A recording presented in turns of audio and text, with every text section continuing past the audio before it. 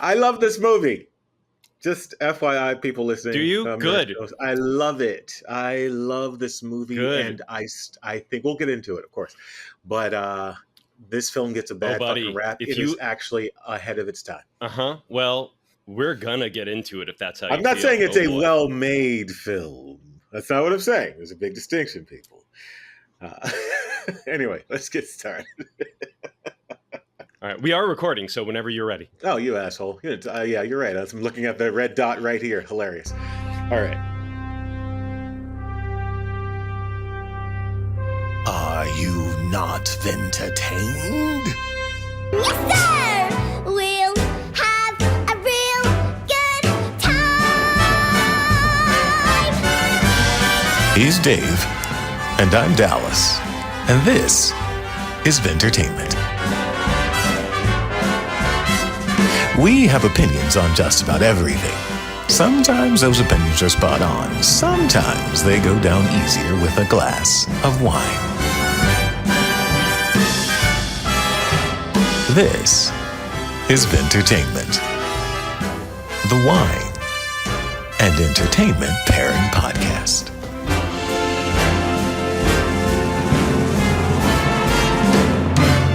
And welcome back to another wine and entertainment pairing for your entertainment. This is a podcast where we pair wine with entertainment. It's as simple as that. We always know what we like or dislike, but we rarely know why. So what better way to learn about that than by comparing different wines to different types of entertainment and compare and contrast how they both hit us and affect us the way they do. I'm Dallas, your professional world builder and writer. And I'm Dave, your WSET Level 3 certified wine professional. Our film today, folks, begins with the prompting, quote, by 2017, the world economy has collapsed. Food, natural resources, and oil are in short supply. A police state divided into paramilitary zones rules with an iron hand. Television is controlled by the state, and a sadistic game show, unquote. It's 2025 now, so like what? They were only 8 years off? No, I'm just kidding. And so our wine question of the day also deals with 2017 collapse specific to the commercial wine industry. The question is, with losses estimated above $100 million, the 2017 wine fires affected which California wine region? Was it A, Napa County, B, Mendocino County, C, Solano County, D, Sonoma County, or E, all of the above? Choose your answer before the end of the episode where we'll reveal the answer. Or if you're listening to this to part of a short video, check the comments. I will be posting it right down there. That's right. All right. Between 1977 and 1984, 5 books were released by author Richard Bachman. Bachman would go on to write a further 2 novels in 1995 and 2007, respectively, bringing Bachman's total novel publication history to 7. That author would eventually be unmasked as the Stephen King. And today's film is loosely based on one of these novels, The Running Man. It was in the February 1980 issue of Adelina magazine where King published an essay discussing himself as a brand, specifically the then rising trend of him being referred to as a brand name author. The essay was not meant to disparage the branding phenomena, but it was meant to discuss how the label actually came about. In both the article and other formats, King had reminded the public that he did not solely write horror, but being the apex predator of the genre, few were receptive to the notion. While King's first published novel success was Carrie, he had, in fact, completed 4 non-horror novels before Carrie's publication, a fact that he details in the article while referring to those works as Book 1, Book 2, etc. While authors are notoriously cagey about giving too much detail about their work, hi, I'm author, by the way. King's cagey antics were due to the fact He doesn't tell me anything about his fucking work. King's cagey antics were due to the fact that at least 2 of those pre-Carrie novels had already secretly been published under the nom de plume Richard Bachman. And why did Stephen King do this? Well, in the 1970s, there was an unwritten rule that authors shouldn't publish more than one novel per year so as not to flood the market. But Stephen King, of course, was overflowing with fucking stories. And after 1974's Carrie, he dusted off the 4 novels he'd written in high school and college, and later a 5th additional novel, and released them under the Bachman moniker. He and his publisher did everything they could to keep the secret that Bachman was actually King, because it also served a second purpose. King wanted to know if he could sell books purely because they were good, or if his massive sales figures were a result of, quote-unquote, Stephen King becoming such a massive brand name, as Dallas was talking about, in such a short amount of time. Shockingly, they were able to keep this a secret until 1985.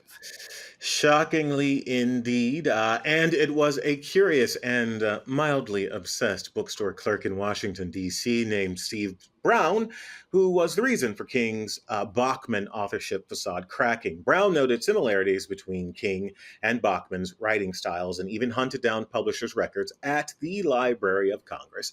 That, of course, included entries that listed King as the author of a Bachman work. Brown, unsure of what to do, then hunted down King's publishers and asked them how to best proceed with the information he had just uncovered. And by the way, guys, this would become the get of the literary century. But within a week, the man himself, Stephen King, called Brown and personally suggested that Brown himself penned an article revealing how he discovered the truth. And ever the branding genius, King made himself available for an interview. This 1985 revelation came while King was in the process on what was to become the next Bachman novel, entitled Misery, which it did not, because the story came to light. And it was published under King's actual name. And that is the origin story of the novel of The Running Man. That's right. And it was Misery and things like Dolores Claiborne. Like, these would all have been things he would have published under a name like Bachman, a moniker like pen name like Bachman. But then it came to light and he didn't have to anymore. And then Stephen King became known for, and even his short stories and novellas and things like that, like the story that was the Shawshank Redemption was based on, and things of that nature, like, got to be all published under Stephen King. But before that secret was revealed to the public, the genesis of the film had already begun. An executive named George Linder at Quadra Medical Corporation, who made his fortune selling high-tech lightweight wheelchairs, read a little-known novel by a little-known author, Richard Bachman. The Running Man was a pulpy page-turner, and Linder was fascinated by the work. When Linder inquired about buying the film rights, he was shocked to discover how pricey they were, especially considering Bachman's books weren't exactly selling gangbusters at the time. He was a relatively obscure author and not even that prolific in Linder's estimation. You know, he had like 4 books in a number of years over time that he had released.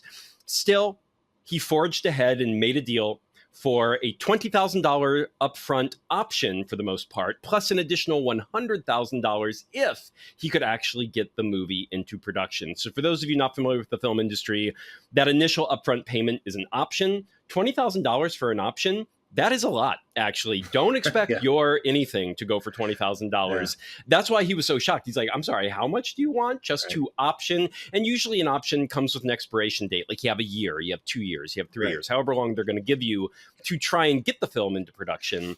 And the rights revert. You give them that. And the reason the payment is so small is once that timeline is up, if it's not in production, the rights revert. And that's money you just spent giving it the try, you know, and you have exclusive rights to try it for that limited amount of time. Then if the movie goes into production, and if it goes into production now, you've probably got financiers. And so you have like a production company, maybe you have a studio behind you, and you have to tell the studio that they're paying $100,000 if they decide to put this into production. So on that note, it was a massive chunk of change for a guy whose previous business ventures included lightweight bicycles and high-tech wheelchairs, but he truly believed The Running Man was his ticket to Hollywood, so he took the gamble. Now, Linder, a complete novice in the movie-making business, enlisted the help of two friends and wrote a screenplay adaptation of the novel over the course of 9 months. However, when they began showing it around the town, he became frustrated at the lack of progress when dealing with the myriad producers, studio executives, financiers, and agents he had to deal with, none of whom he had any prior experience with. Then the news that Bachman was, in reality, Stephen motherfucking King broke. And all of a sudden, everyone in Hollywood wanted to make the movie. A stunned Linder, here's the fun part of this story, finally realized why he had been forced to pay such a pretty penny for the rights, and he likened the experience to finding a Rembrandt masterpiece in a Kmart. During the sudden explosion of interest, he signed a deal with Rob Cohen and Keith Barish, who were busy establishing their new production outfit, Taft/Barish. Collectively, Cohen and Barish had decades of experience in film with major successes on their resume. Originally, Cohen was baffled by the seemingly lousy deal that Linder had negotiated with a rather unsuccessful Bachman for a book that only had 100K copies in print. This is where he couldn't get it moved because he had to go to these producers, these studios, whether it's a production company, producer, or studios, and he had to say, "Hey, you have to give the author their agents and for the rights, you got to pay." Like, give me my $20,000 back probably, and then pay this $100,000 if we put it into production. And of course, everyone's like, no, not for this book. We're not doing it. And then it was revealed that it was Stephen King. Yeah. Exactly. But once King's authorship was established, Cohen worked off the assumption that King's name would be used in the advertising of the movie. This was the exact opposite of what would actually happen. Now, next up, rewriting Linder's atrocious script, which was not so graciously dubbed, quote unquote, amateurish. I've never read the script, so I'm going off of what everyone says it was. Although now I want to read it. I'm notorious for this, actually. I know. We got to go maybe dig it up, right? I may dig this one up. Yeah. Yeah. But it was overhauled entirely by future diehard scribe Stephen E. D'Souza, the man also responsible for scripting successes like Commando. He was actually coming right off of Commando when coming into The Running Man, 48 Hours, and my personal favorite, it's a masterpiece. I don't give a shit what anyone else says. 1994's Street Fighter, his true masterpiece. Yeah, fight me. Pun intended. That movie is... Street Fighter is everything that I wanted The Running Man to be, and I just thought it was not. But we're going to talk about that when we get there. Anyway, with this foundational team in place, and with an initial budget of $5 million, you do not have to remember that number. It's never coming back again.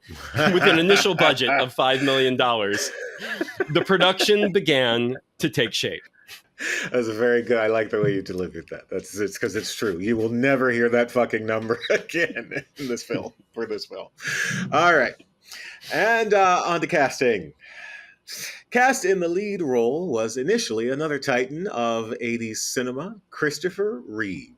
This version, still faithful to the novel, was to be centered around an everyman unemployed father who goes on a horrifying game for 30 days in order to feed his family. Shooting was set to start in September 1985, but was postponed until January 1986, with location shooting scheduled to take place primarily in the West Edmonton Mall, a giant shopping mall in Edmonton, the capital of Alberta, Canada. And then, largely due to the shift in shooting schedules, Christopher Reeve, of course, dropped out. Arnold Schwarzenegger, fresh off the success of the Conan films and The Terminator, was recruited to take the helm from Reeve, but this new casting also led to a rewrite of the script that deviated greatly from what it was originally inspired by. The dark allegory of the Reeve version shifted into something much more action-oriented with bites of humor. No longer a father trying to feed his family, because who would believe Schwarzenegger was this? The protagonist was now a condemned but innocent security guard forced to fight off gladiators for 3 hours on national TV, who was also prone to very bad puns and tight leather clothes. A role tailor-made, pun intended, for Arnold Schwarzenegger. Initially slated for the director's chair for the film was Rambo First Blood Part 2 director George Cosmatos, but creative differences quickly had him vacating the director's chair. Chiefly his desire to lean into the gritty totalitarianism of the plot, which would balloon the budget from and again, this is going to be the last time you hear this number, $5 million to a purported $27 million. And after producer pushback and a demand to cap budget at $18 million, Cosmatos was out. Yeah, he wanted to more than 5 times. yes. 5 times the budget. I mean, that is not, it's one thing to be like, we need a little more money to really make this happen. It's another thing to be like, yeah, 5 million, cool. Yeah. How about 27 million? It's like, I'm like, what universe is that your first come? I mean, I know you start high because you're going to meet in the middle somewhere, but that is obscene, right? That is just like, you don't start at 10 so you can get down to 8. Like that would be normal. Like, how about 10 million and then you end up at 8 million or something? That would have been a hell of a conversation. Million. Too. The fact that the producers were willing to do 18 million is kind of like amazing. Like that kind of blows my mind. But anyways, a quick note on Cosmatos, because it's been revealed in recent years that he rarely was the true director of his films that he is credited on. Stallone hired him to be the de facto director on set of Rambo First Blood Part 2, but Stallone was in fact calling all the shots. He hired Cosmatos under this deal that on set he would act as director, everyone would treat him as director, and he would get credited as director, but Stallone had all the final say on absolutely everything he would do. He would work with the storyboard artists. He would all the shots were his. Kurt Russell later reached out to Stallone to hire Cosmatos to be the de facto director of 1993's Tombstone, while in fact Russell was storyboarding and making all the director decisions. Russell knew of the Stallone Cosmatos deal and wanted to make his own deal like that on Tombstone. Everyone agreed to keep this a secret from the public until Cosmatos' death, after which they began to come clean. So it makes sense that Cosmatos might have been a little in over his head, actually trying to call the shots on a movie and trying to make it the budget of this budget and scope, right? Because I think he was, that first movie he did, he was the director. It was a much smaller movie. I think it was impressive, but going into Hollywood after First Blood Part 2 and trying to just be like, Stallone was the one that everyone was giving the money to, not Cosmatos. And then in The Running Man, he's like, yeah, 27 million. That's what the kind of movies I make. And it's like, whoa, buddy. So it makes sense that this would happen, but also Cosmatos, it also makes sense that Cosmatos didn't really understand the politics involved in making that happen, because Stallone handled all of that on Rambo First Blood Part 2. That's true. Yeah, he's an interesting character, Cosmatos, for real. His son, actually, is also the director of that. I think I allude to this later in one of the pieces here, but his son is another fairly quirky director who directed Nicolas Cage's film Mandy. If you guys are familiar, I recommend. Yeah, that's a son. I recommend checking that out, and also do a semi deep dive on the son, Patos, I think his name is. And his first movie was Beyond the Black Rainbow. Was that the first one? And then Rainbow, Mandy came after that one. Called. Yeah. I think that's correct. But and they're all very plainly very giallo inspired and very modern day giallo, very visual, very sumptuous and violent and bloody and crazy and psychedelic and all those fun things. Yeah. And you can definitely see the similarities in their personalities when you look at interviews of them, because the elder Cosmatos here definitely had gall. He had gall coming off of the Stallone successes. Right? He had a certain gravitas, and he was probably like, "Let me just shoot for the fucking sky here and see how much money and leverage I can get." And unfortunately, it did not work out. So, after Cosmatos, producers then approached. Right. After Cosmatos, producers then approached Alex Cox, who was unavailable due to directing 2 movies back-to-back, Sid, Nancy, and Walker. Following Cox, they approached Karl Schenkel, an up-and-coming German director who would leave the project due to nerves. Next up was British director Ferdinand Fairfax, who didn't make it out of the storyboard stage, as sometimes directors often do. And following him was Andrew Davis, a cinematographer just turned director with apparently one good Chuck Norris movie, Code of Silence, under his belt. It all started off well. Davis worked very well with de Souza to undo all of the eccentricities Fairfax and Cosmatos had brought to the script. He handled pre-production duties, saw to the hiring of Paula Abdul to choreograph the dance numbers, the casting of Mick Fleetwood and Dweezil Zappa to play revolutionaries, Richard Dawson to play Killian, and generally got the movie ready to film by its September 1986 start date. Once that date came, they spent the first 3 days filming the prison break. Sometime after that, they shot the ice rink battle. Yes, this film has an ice rink battle, and it is fantastic. But they were only 8 days into the shoot, and Davis was already, get this, $8 million over budget after 8 days. Davis additionally had snuck a plot point into the ice rink battle scene that the producers had adamantly refused to allow.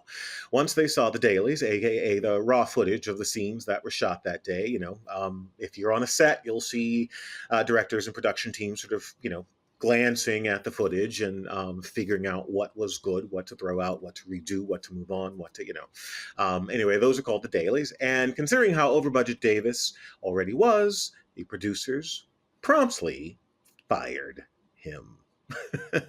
Schwarzenegger has since said that Cohen's concept for the film should have been a $150 million movie. Now, here's my question about that statement. Is he saying, I still don't know, and I've read this like 5 or 6 times, but is he saying that this film should have gone on to make $150 million, or should it have cost $150 million? Because there were some big... Right, I'm almost positive. Right? I think so. Yeah. I think so. Because he's saying like the budget just could not, what Davis was trying to film. And probably one of the reasons he had such a trouble staying on budget, staying on schedule and staying within budget is Davis just wanted all this crazy stuff to be happening. And he's like, buddy, like, trust me, I just came from Conan, which was not that big of a budget and things like that. And the first Terminator, not that big of a budget, right? It's like, I'm coming from these movies. He's like, I've seen this in action. You can't make a massive tentpole movie on $18 million. Like, it does not work. That's right. And then came the most what the fuck moment in the process. Producers went to Paul Michael Glasser, who was best known as the actor who portrayed Detective David Starsky on the police serial Starsky and Hutch. Glasser's directorial credits at that point had been limited to TV shows, but one of them was Miami Vice, which producer Cohen had also directed episodes for. Michael Mann, who knew both of them from his time writing for the show, suggested Glasser as the obvious answer to Cohen's Running Man problem. His reasoning? Glasser's vast experience in TV had prepared him to simply come in and get the job done on time, according to the producer's wishes. So, with less than a week to prep, Mr. Starsky himself, Paul Michael Glasser, dropped into the director's chair. Given little more than, get this, 2 days to prepare and no real authority to offer substantive notes on the script, Glasser steadied the ship and got Running Man done. He later told Cinefantastique, quote, directing is basically problem solving. When you come into something in the middle like I did, your problem solving goes up about 300%, unquote. All told, the shoot took 61 days and finished at a somewhat insane $17 million over budget. Remember, that's essentially twice the original budget of $18 million when production began. So this is into the $30 million-ish range, I believe, at this point. Yeah, it is. It absolutely is. As already mentioned, the rest of the cast was rounded out by Richard Dawson of Family Feud fame as the villain, game show host Damon Killian. By the way, he is phenomenal in this, and I'm not sure he knows how great he is in this. You know what I mean? Dawson he had done a lot of acting roles in the past. That's right. But this was his final movie performance. He never did another movie after this. That's right. He sure did. Yeah. But he's fun. He's the perfect the best part. The best part of the whole damn movie. All right, calm down.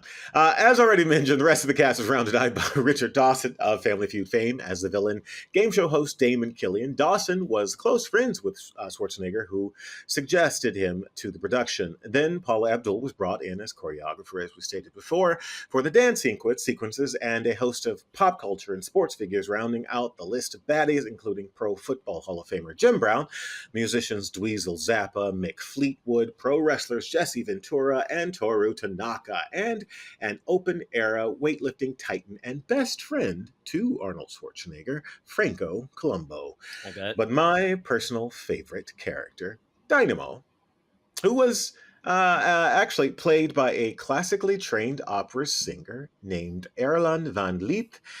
He is the reason this film still ranks in my personal top 5 favorite movies of all time.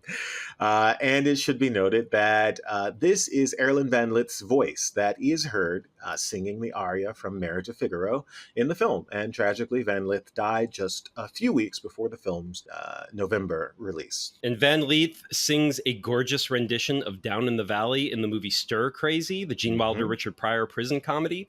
He studied computer science at MIT, was a world-class heavyweight wrestler, and all the while was working towards becoming a Helden baritone, or an opera singer whose particular voice is associated with the works of Wagner. And he was discovered by a casting director in NYC during the late 70s and started a, unfortunately, very short, but at the time, quite remarkable movie career, becoming the face of some of our favorite films of the late 70s and early 80s. I will say, if Van Lith had been in more of this movie, he would have been the best thing in it as well, or possibly even topping Killian. Because he's the best of the stalkers. He's the best of the what they call the stalkers in the movie, the ones that are hunting the running men. And when he starts singing the opera, I mean, you just expect him to be lip singing it, but it's like, no, he's singing it because he's trained to do this type of a thing. Right. He unfortunately passed away of a heart attack like right before this film's release. He was a giant of a man, kind of Andre the Giantish type of a thing, where he was just a larger than life, literally figure. And so suffered from health problems for those reasons, very likely. So very tragic, but he is amazing in this. And he is one of the highlights for sure. But in any event, The Running Man was slated to open in summer, tentpole season 1987, but found itself scheduled against another Arnold tentpole, Predator.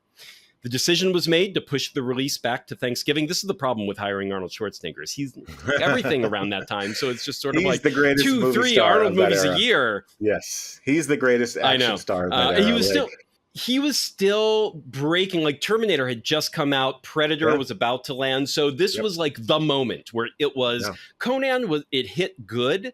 But I feel like he was still finding who he was. Because after Conan, it's like, okay, I have this voice, and it's like, and I can do the meathead type of a thing, but what else can I do? And then he did Terminator, which is the more silent, like just imposing science fiction figure and the villain of the piece, really. So he was still finding what exactly he was going to be. Like, what is this marquee, iconic, because shortly after, I think after Commando, then this, then Predator, like that's when it's cemented. It's like, this is Arnold. Now Arnold Schwarzenegger is bringing Arnold Schwarzenegger to the role. Like he's not really playing a role anymore. He's him. And that's what people want. That is what people expect.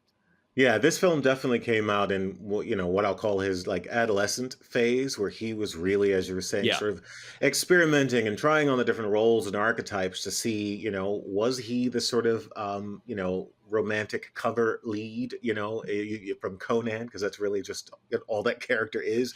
Was he sort of a future forward kind of warrior? Was he, squarely rooted in, the politics of the day? And this whole period, I think some of the most exciting stuff he's ever done comes from this period, because like you said, the machine around him was trying to figure out the marketing of this, Titan. And it was clear he was going to be a Titan in the industry. And that's why I love this whole period of his work.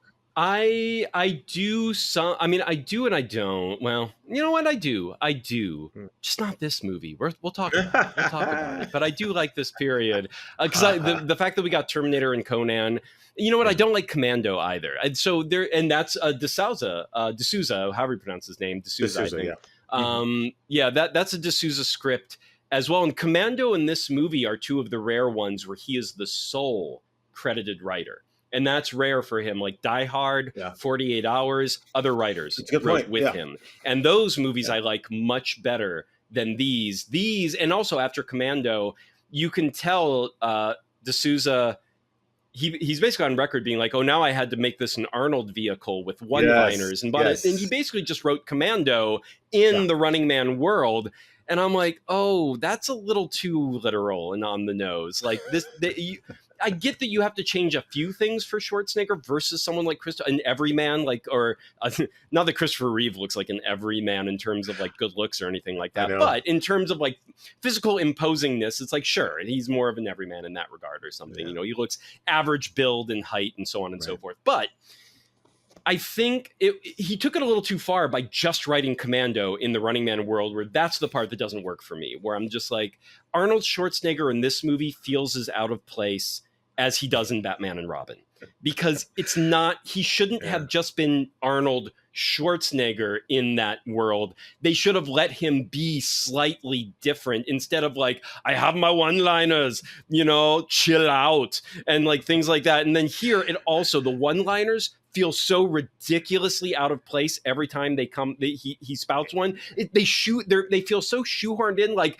and now you say a line, Arnold, and it's a cheesy one-liner, and it makes no sense in the context of what's happening. There's so many great one-liners in this film. When I say great, I mean hilarious, because they seem so out of place and so just out of step with the film. But then I have to remember, okay, this is a movie. This isn't fucking high cinema. This is meant to entertain you. And I think he says the phrase, "I'll be back," to Richard Dawson's character when they first send him. He looks him square in the eyes, unironically, and says, "I'll be back." I was like, okay, Brady, all right. I know. Come on. Yep. Come on, buddy. And that's the thing. The one-liners in this one. Now, to be fair, Terminator had just come out, so it wasn't quite the like complete like, oh, that's. I want to call it lazy. And to some degree, I still think they are. But also, this was the era where one-liners like this were this was a new, maybe a newish thing, I think, for cinema. Like, they weren't quite as you're right. The 80s was until the 80s. Yeah, that's true. That became a real thing, like a standout sort of tag from the character. It was definitely late 70s, early 80s, for sure. Yeah. Yeah, and so, because a lot of these, like, in one scene, he has two one-liners, both need a lift and going down, and I'm like, Jesus Christ. Have a light. I'm like, these are the laziest. Come on. Have a light. They feel so lazy. They're not even good or funny or clever. They're just, but then I also have to remember that maybe, just maybe, because this was the beginning of such kind of one-liners, maybe these were all back in the day like considered like, all right, I mean, they're dumb, but they're like, it's like a bad vaudevillian joke, right? Where you're like, it's clever and but it's so on the nose and such a pun heavy-ish type of a thing that you find it funny because of how bad it's, like a dad joke, right? It's so bad it's good kind of a thing. It's so bad it's funny.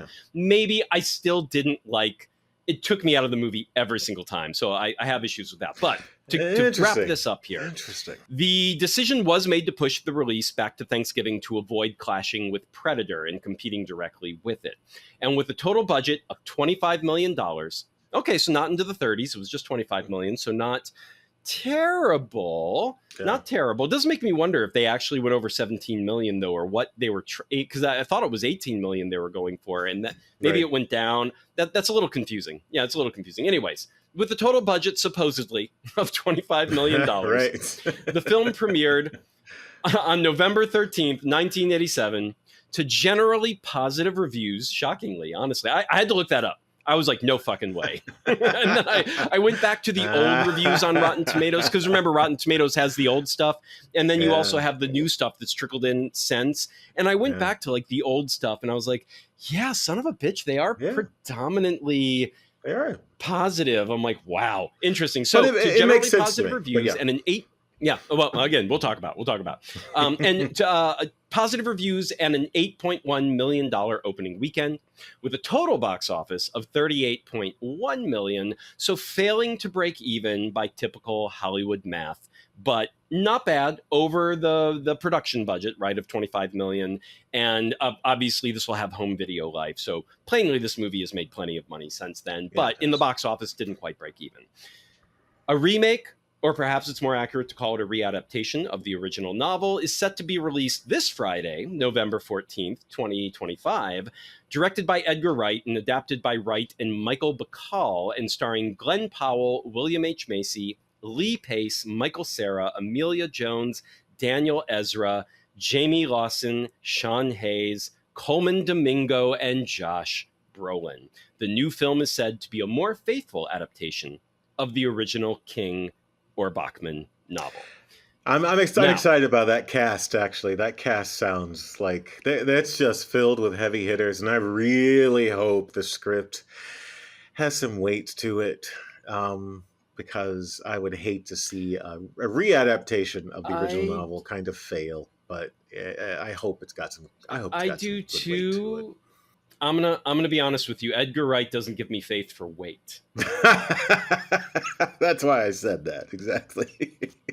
Yeah, Edgar Wright is a stylish AF director. He's got the style. He's got the he knows how to do a needle drop. Obviously, ever since Baby Driver, everyone knows he knows how to do a fucking needle drop. And look, when he came out of the gate with Shaun of the Dead, that was a shockingly emotionally well done movie, like character driven, emotional, funny, and horrific, and like everything worked. And then he sort of went kind of a Guillermo del Toro route where he started so strong and then lost himself to the visual substance versus anything substance beyond. Became a the style and the visuals and the whatnot. So I don't have a lot of faith on that. So we'll see. We'll talk about this movie in just a minute. But before we get to the wines, because we have to say what we're going to pair with this movie, quick stock. We've already kind of revealed what our overall reaction was to this movie. But first off, Dallas, start us off. When was the last time you saw this movie? And I'm assuming you had seen this movie before watching it to prepare for this podcast. And then what did you think on this latest watch, and did anything change? So it's been at least a full decade since I've watched this movie start to finish.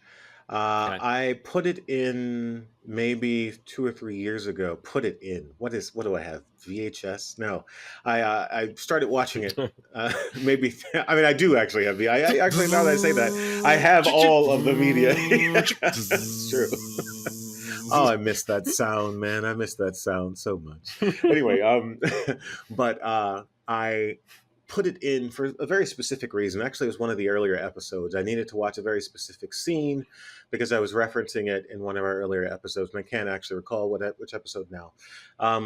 But again, it's been about a decade since I've seen it all the way through. And prior to that, it was probably a solid decade. Now, when I first encountered this film, it was probably 1988, 89, 1990 in there somewhere, and watched it monthly at least once for about a year.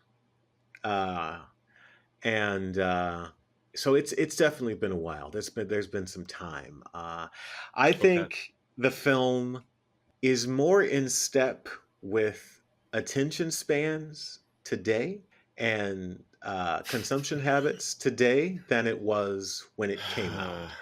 And I will say, this is what makes me excited about the remake, because we already live in a time where this, with the exception of the death, right?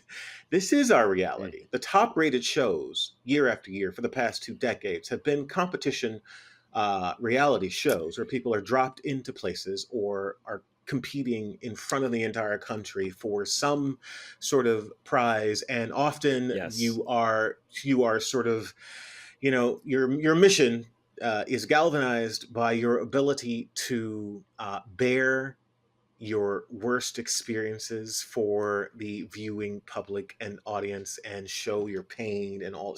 So it is this. It is a weird Can I just parallel. say Yeah. too, the person who created American Gladiator is Yes. on record as saying this movie was the inspiration for it. Not just the inspiration. When he pitched American Gladiator, he literally went into meetings and showed them Running Man, or mentioned Running Man, and said that we're doing that, but for real and without the death. Yeah. And that was the pitch. It's true. And by the way, that there is a great docuseries on Netflix about the original American Gladiator series. I highly recommend you fans of the 80s and 90s check it out.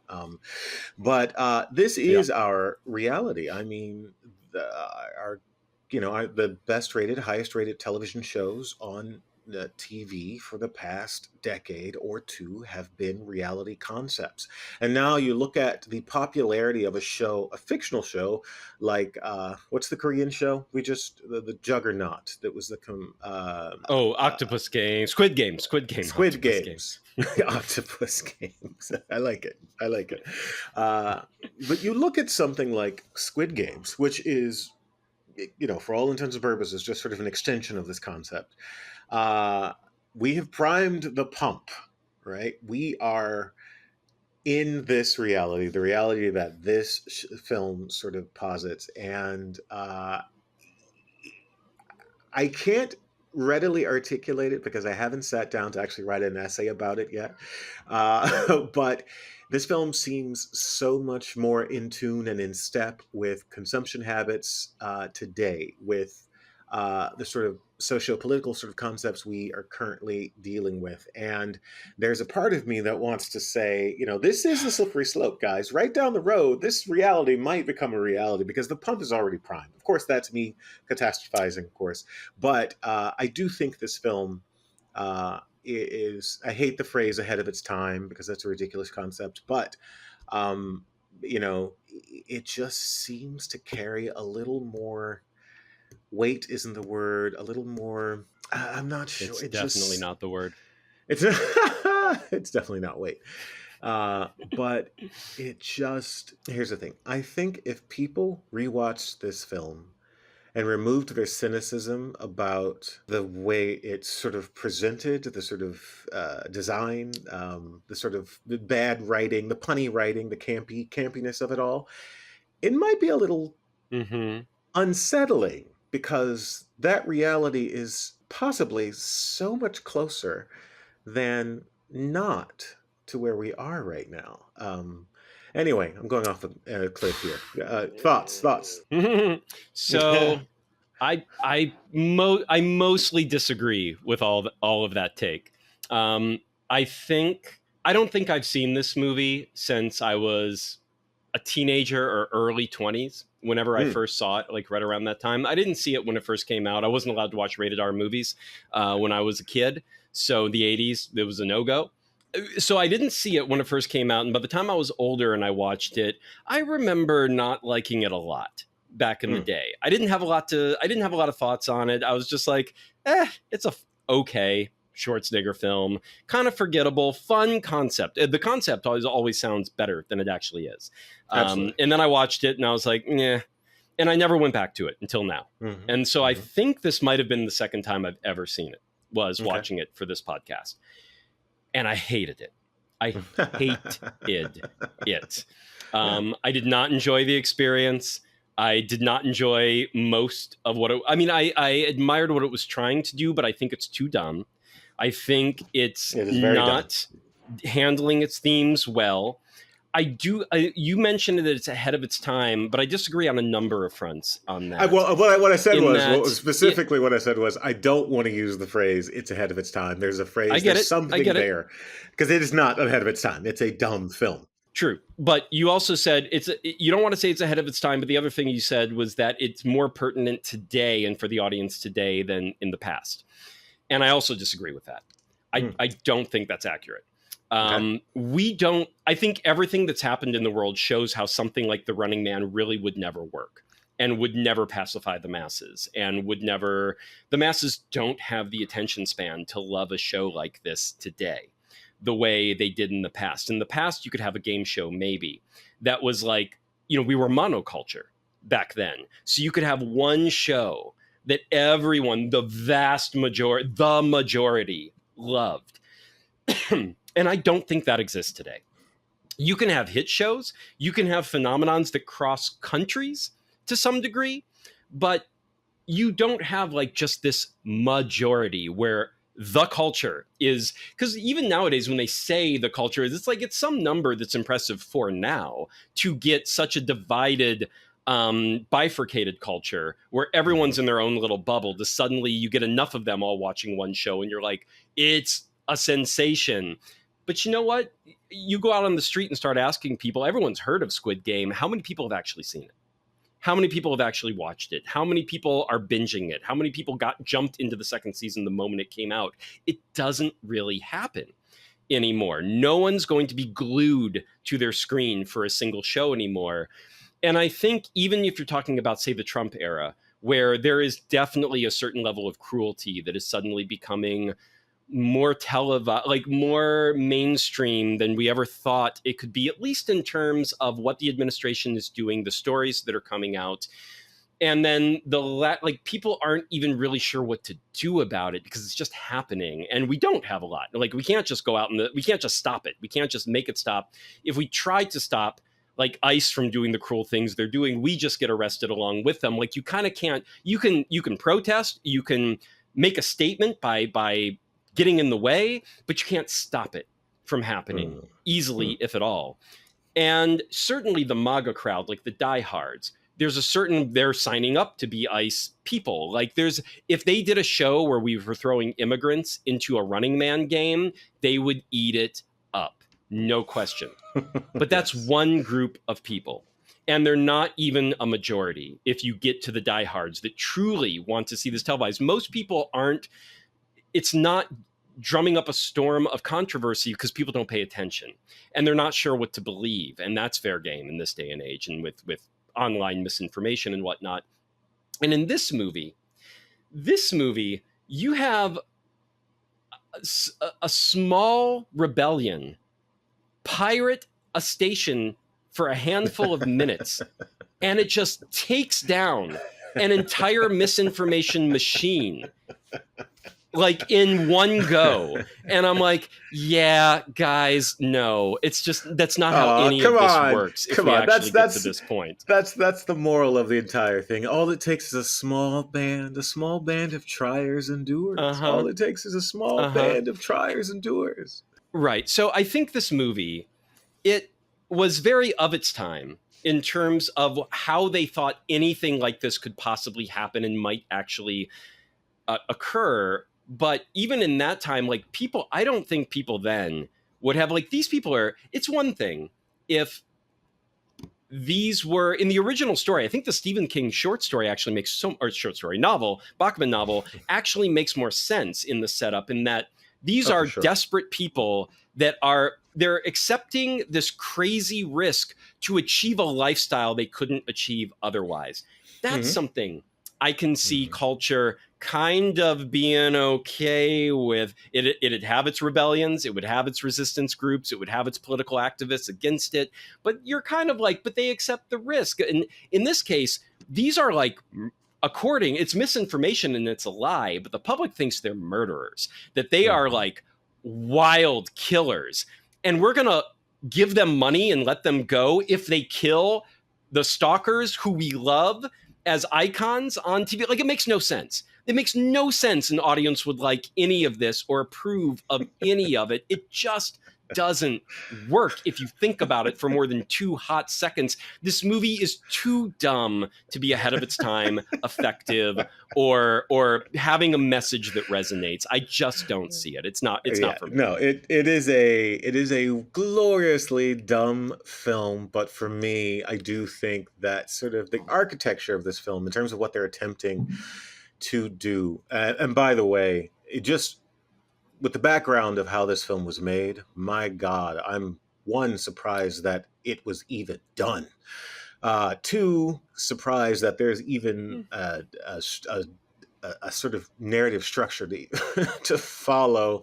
But it is there's some lofty sort of goals and ideas behind it, as you said, and for me, uh, I would like to see a version of this film that successfully capitalizes on those aims, because I do think, uh, Yes.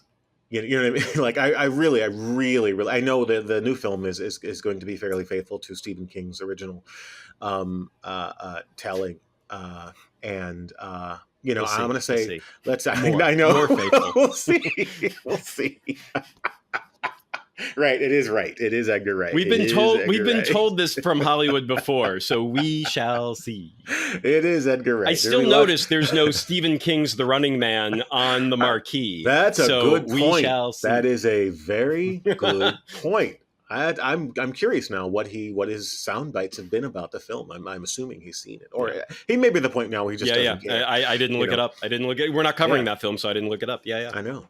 But we may circle back and do a bookend for these two. But we'll see. We'll see. We shall see. We shall see. But let's get to the pairings. Dallas, Ooh. what are you pairing with this ahead of its time, more pertinent to modern audiences than the audiences of the 80s? What are you pairing with this disaster piece? As I said, I think there is that core sort of note of rebellion that is necessary right now, that is pertinent. I think there is that sort of examination of sort of cultural sort of, what's the phrase? It's a garishness. This is the I think of reality shows as pornography. I do. It's weird. It's a weirdly pornographic 100%. to me.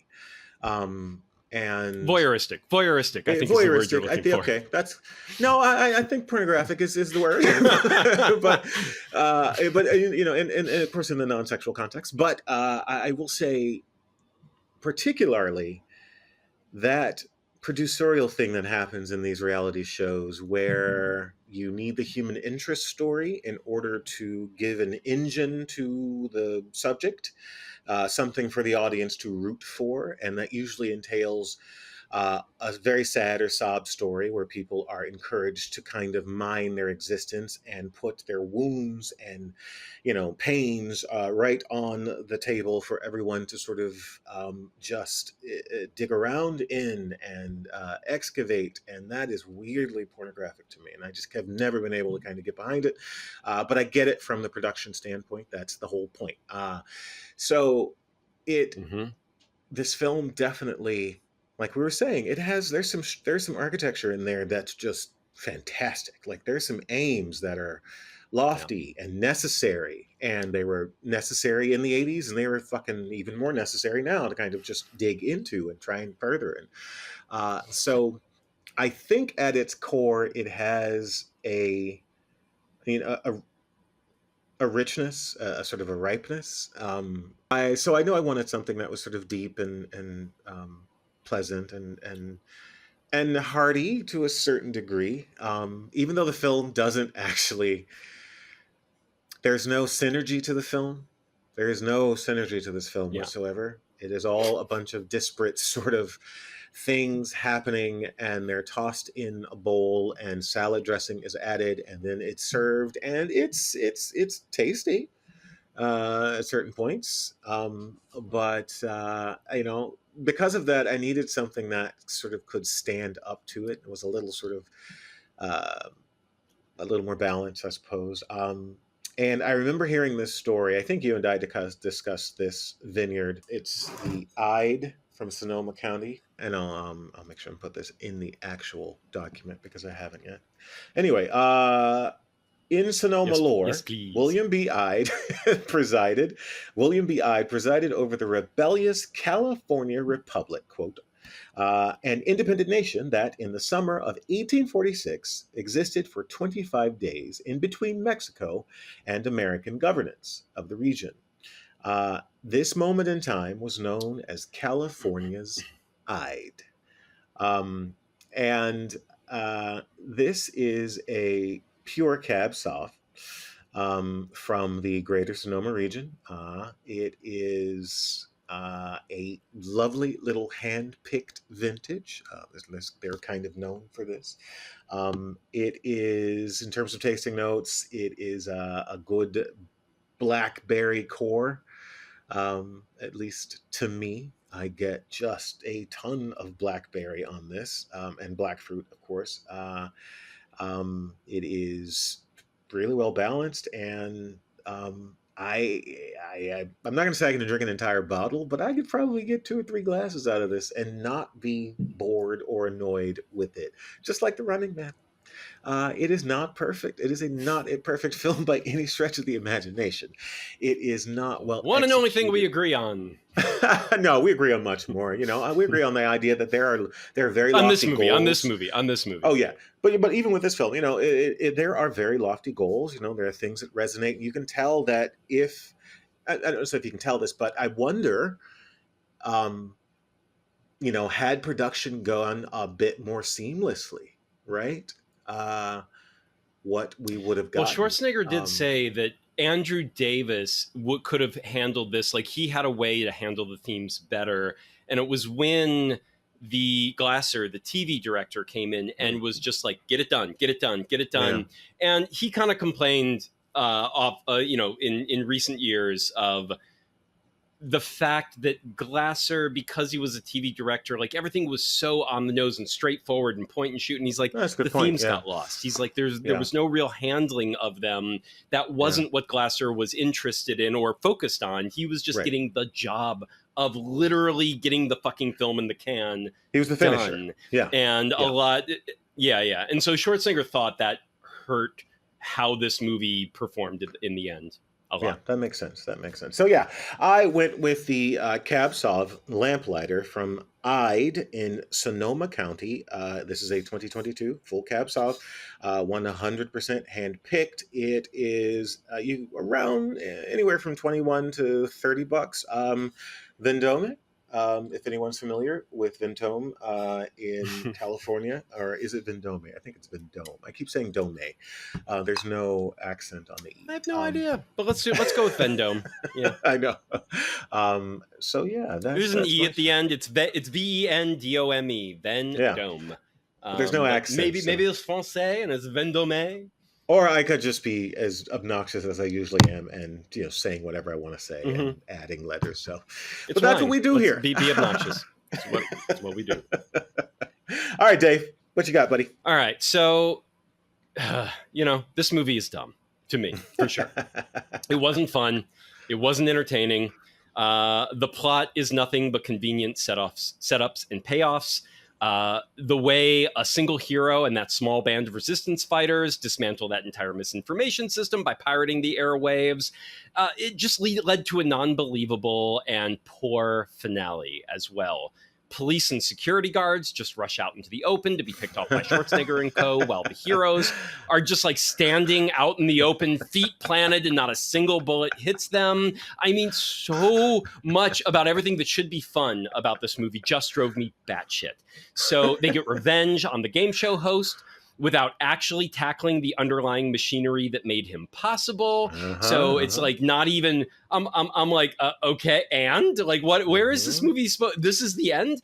The action is WWF mouth breathing idiocy, just unexciting, slow, lumbering, meat-headed. It's dumb. I'm annoyed. It annoyed the absolute shit out of me. Everything about this movie annoyed the absolute shit out of me. That said, this movie is. To your point about pairing it with a Cab Sauv, this movie is excessive. It's a lot of a lot. Now, it's a lot of brain dead shittiness to me. And the reason I couldn't go, I thought of going with like just a really intense red wine kind of a thing, maybe a really intense white or orange wine, but something intense. Something is just like a lot and excessive. But this movie also, frankly, it isn't deep. It isn't complex or thought-provoking. Even superficially, the themes are barely there, barely functioning. So while I watched it, I completely forgot to drink anything. I just watched it in slack-jawed disgust until it was over. And then it was over, and I was like, right, pairing, shit. So look, I'm Yeah, I'm not going to I say see. don't watch this because right.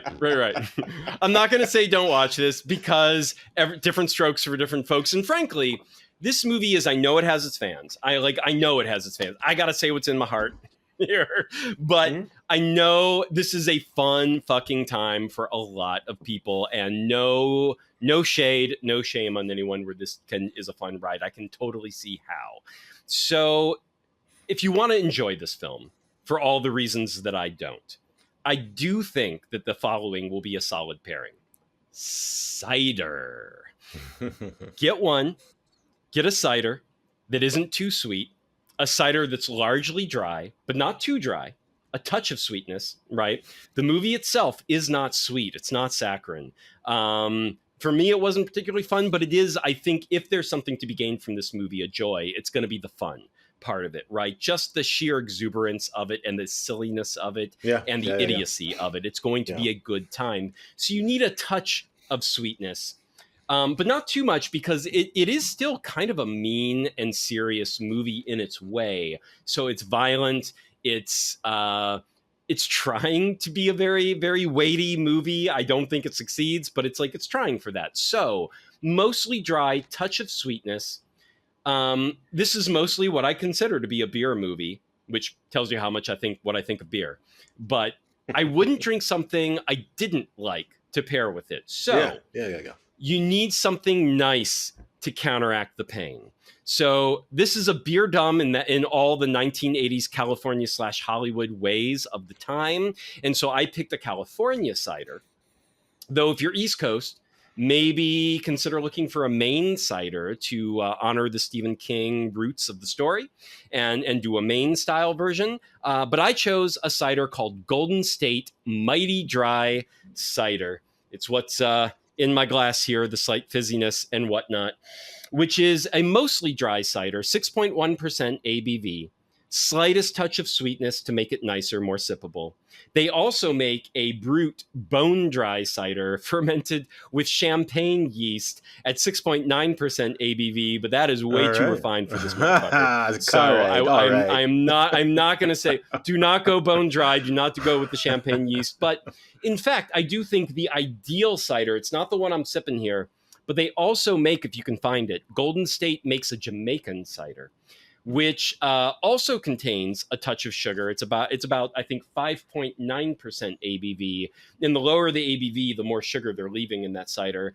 And then it's infused with Jamaican hibiscus for a tart, bitter element as well. And I think that touch of sweetness, mostly dry, then with that bitterness, I think the bitterness would actually make me feel good watching this movie. That's like tart bitterness where I'm just like, I could see that. Yeah, I'm not. I don't like this movie. Let me get a little zing of something in there. So I think the bitterness, a touch of sweetness, mostly dry, and cider. It's light. It's not too weighty. It's not too serious. It's always a little bit crisp. So, yeah, I got to go with cider. And for me, Golden State from Sonoma County, California, cider, the Mighty Dry or the Jamaican. That's what. All right, so we got two Sonomas today. So I'm going to go with a bit of an alternate pairing here, a little coda here, a little alternate pairing. If you guys haven't seen our episode on, it was, what was the film? Dead Male. First of all, go our last episode. I know it's been right. It's technically our last episode. That's right. We're doing this every other week. We slowed down for a couple months to give ourselves some time, and so we're not used to it. We're used to every week just churning this stuff out. I had to actually check. I'm like, oh yeah, we did something last week. Of course, we did two things. No, but it was our episode on Dead Male. Please go check it out. And even if you don't watch the episode, listen to the episode and check the movie out. Dead Male, check out amazing the film. Dead check Male, MAIL. This film, yes, please check out this film, 2024. But Dave and I discovered something during that episode, which kind of sent both of us for a bit of a loop. Honestly, sent both of us for a bit of a loop, and that is Riunite. And I'm going to say it would work really well with this. I agree. It worked because I'm going to tell you why. Because You It's can not too weighty. technically It's a drink. touch of sweetness, Right, not too right, dry. It's got right. just enough flavor and depth without being a lot of flavor or depth. Right. It does match. And honestly, when I was thinking of cider, I was thinking Lambrusco as well, but we just did Riunite There you and go. Lambrusco. So That's I, right. I was like, no, something That's right. else. And I went to cider instead for that. But Lambrusco overall and Riunite in specific, Yeah. which is a Lambrusco, a kind of a type of Lambrusco. Kind of, yeah. All of that Yeah. would work for this. I agree. And specifically for the reason that you could probably drink 3/4 of a bottle of Riunite and not be terribly drunk, because it's but it's also a happy wine, and the film isn't terribly great. It's like but it what was is- it like? Was it 6 point Ooh. something percent or 8% ish? I It think was close to low 8. ABV. Yeah. Maybe not as low as Yeah. cider, but Yeah. up there, low down there. It was getting close to down there. It was like Right, 8-ish right. percent or something like that. Yeah. So yeah, we've become the podcast of Riunite. Riunite. So yeah. Sweet. Riunite on ice, so nice. Reunite on ice, so nice. And I'm surprised they didn't have it in this film, because it would have fit perfectly, because it is a branding and marketing just clusterfuck. There's so much Yeah. branding and Yeah. marketing. And 1985 was Reunite's biggest year of sales in America at That's right. 11.5 million That's right. million cases, It which is like was 130 something million bottles, which is nutter butters. It was the I still can't get over this fact, #1 imported wine in the United States from 1974 until the year 2000. Fascinating. I'm telling Anyway. we were a monoculture then. We would were all a get behind the monoculture. same That's things. right. That's what's changed. Where now Yes, I nothing agree. sells that much as just the agree. one thing.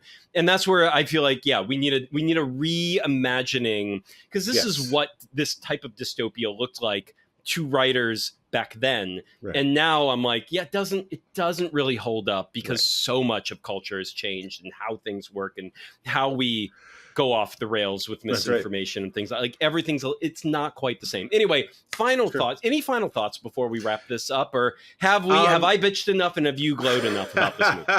Well, I only glow because I am one of those people, like I do weight the attempt in many things.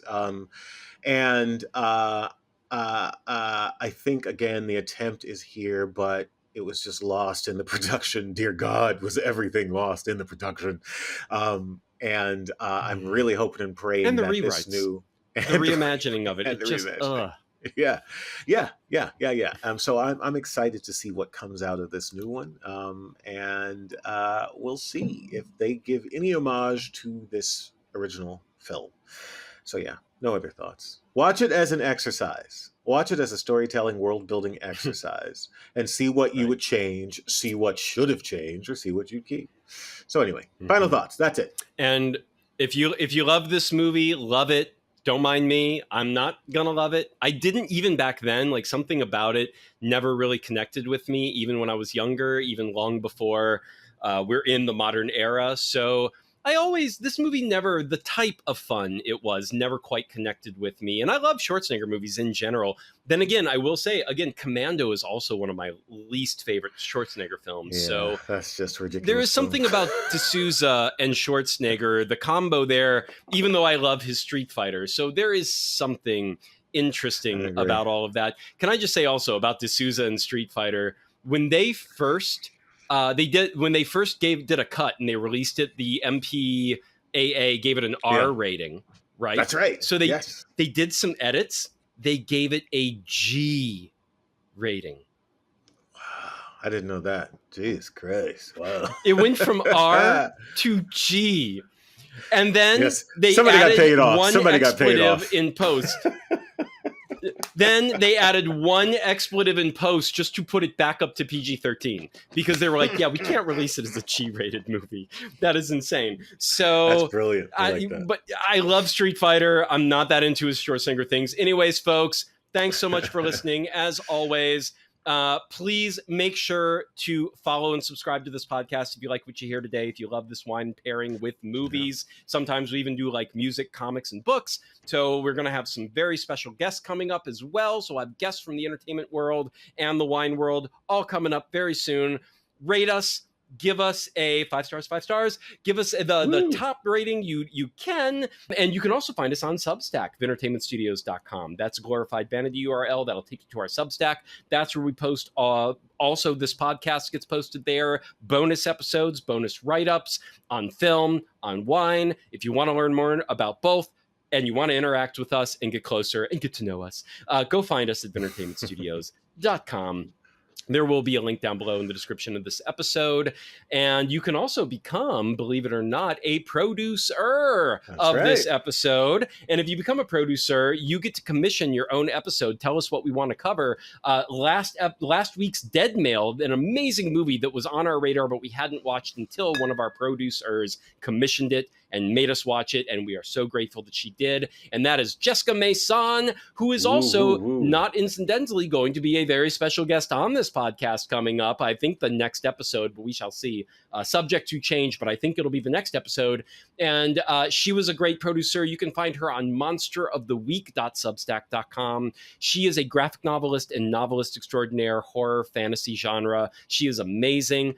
monsteroftheweek.substack.com. Our other two producers, you get a shout out every episode if you become a producer as well. So shout out to our other two producers, Kate Rochelle of survivesonwine.substack.com. She is a Portuguese wine expert, and she does these amazing visual tasting notes on her Substack. Highly recommend checking her out.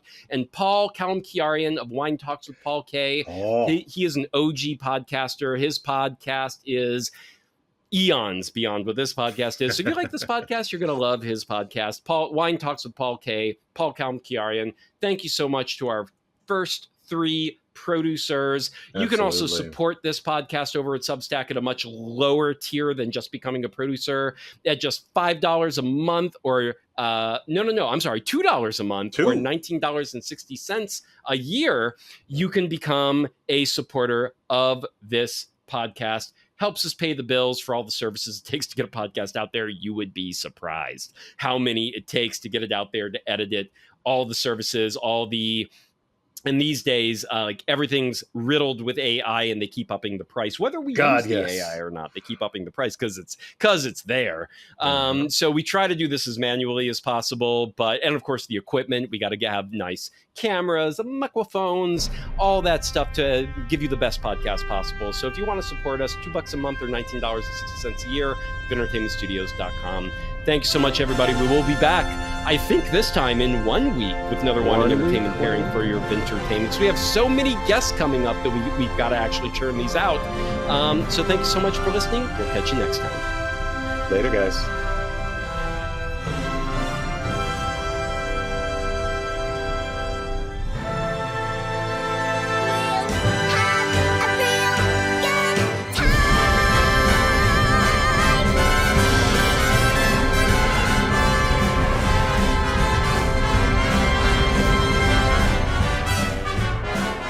It wasn't popular enough for like my relatives. Why didn't you tell me I had spinach in my teeth, you bastard? Go on. You're so pixelated, I can't tell. Okay, all right, noted. I withdraw my asshole comment. All right, go on. Asshole withdraw. It's all right. I'm like, fix your internet connection, and then I can tell you if you have spinach in your teeth.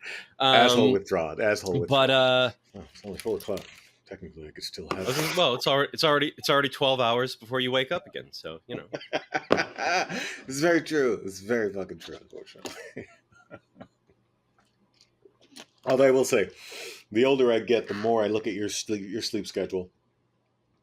I'm really envious sometimes. Like, because I am one of those guys. I will definitely, I will find myself going to bed at 2 or 3 sometimes. If I fall asleep, I will wake up and have to do a little work or get ideas out of my mind and then go to bed. But I'm up at the crack of dawn, even if I go to bed at 2. So, yep. But hey, such is life. Drug yourself. I'm telling you, drugs, or drugs and wine. In fact, drugs. It's a drug. It's a wine, sure. Melatonin, gummies, ZQuil, whatever. I feel like you haven't experimented enough with the proper mix. You're probably right. You are probably quite right, honestly. And now the answer to the wine trivia question of the week. The answer is E, all of the above, all the counties, all the wine countries. It was 2017 was a pretty shitty time for Northern California thanks to those fires. So it's amazing we have wine from Northern California in 2017. I know a lot of places that, only release certain wines because of the smoke taint, because of issues. They lost parts of their vineyards. It was a wreck. Nothing like Running Man, but still not a great time.